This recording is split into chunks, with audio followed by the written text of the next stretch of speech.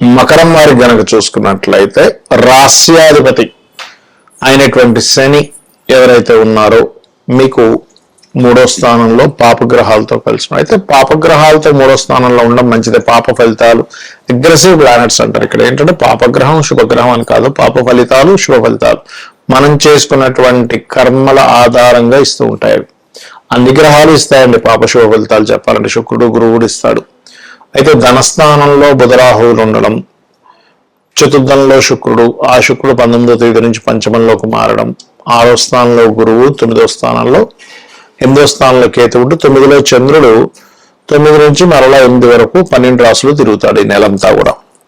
ఈ యొక్క గ్రహస్థితిని అనుసరించి ఈ నెల ఎలా ఉండబోతుంది మీకు మకరం వారికి అనే విషయాలు కనుక చూసుకున్నట్లయితే ఈ యొక్క అంశాలు చెప్తుంది నేనైనప్పటికీ చెప్పిస్తుంది ఈ సాక్షాత్ లలితాంబ వారిగా భావిస్తూ ఈ లలితాంబిక అమ్మవారి యొక్క అనుగ్రహం మీకు పరిపూర్ణంగా కలగాలని మనస్ఫూర్తిగా కోరుకుంటూ ఇక్కడ గమనించినట్లయితే ఈ రాశినాథుడు ఎవరైతే శని కుజుడితో ఉన్నాడో ఇది కొంచెం ప్లేస్ మారడము, కొంచెం అన్నదమ్ములు అక్క చెల్లెళ్ళు లేదా ఏదైనా ఒక మాట రావడం ఇటువంటివి పెరుగుతూ ఉంటాయి. ధనస్థానంలో రాహుతో పాటు బుధుడు ఉన్నాడు కాబట్టి మీరు ఫైనాన్షియల్ గ్రోత్కి మీరు చేసే బిజినెస్లో ఆన్లైన్ ప్లాట్ఫామ్స్ వల్ల మీకు బాగా గ్రోత్ ఉంటుంది. గృహము వాహనం కొనుగోలు చేయాలనుకునేటువంటి వారికి సరైన సమయమే.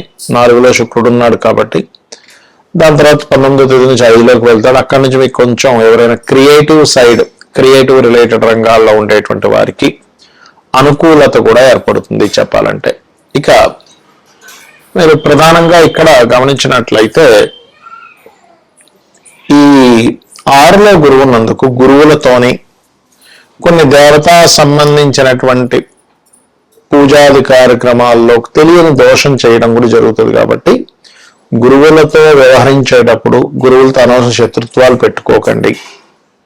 గురువు 6లో ఉన్నప్పుడు గురుశాపము అంటారు. అలాంటివి అనవసరంగా తగులుతుంటాయి. భక్తులతోని దేవతా భక్తులతో వాళ్ళని హేళన చేయడం లాంటివి అస్సలు చేయకుండా చేస్తారని నేను చెప్పట్లేదు. తెలియకుండానే కొన్ని గొడవలు జరుగుతూ ఉంటాయి. కాబట్టి ఈ విషయంలో జాగ్రత్తగా ఉండండి. అష్టమంలో కేతువు, దశమాధిపతి అయినటువంటి శుక్రుడు 5వ స్థానంలోకి వస్తాడు. కాబట్టి 19వ తేదీ తర్వాత సినిమా ఫీల్డ్, క్రియేటివ్ రిలేటెడ్ రంగాల్లో ఉండేటువంటి వారికి చక్కగా మీకు అనుకూలత ఏర్పడుతుంది. ఇక మీరు నిత్యము చేయవలసిన దేవతారాధన లలితా అమ్మవారి యొక్క ఆరాధన చేయండి. శనగలు దానంగా ఇవ్వండి. గోవులకి అరటికాయలు తినిపించండి. కందులు నువ్వులు కూడా ఇస్తే దానం ఇవ్వండి. అదేవిధంగా క్యారెట్స్ బెల్లం తినిపించండి. అనే విధానం బాగుంటుంది.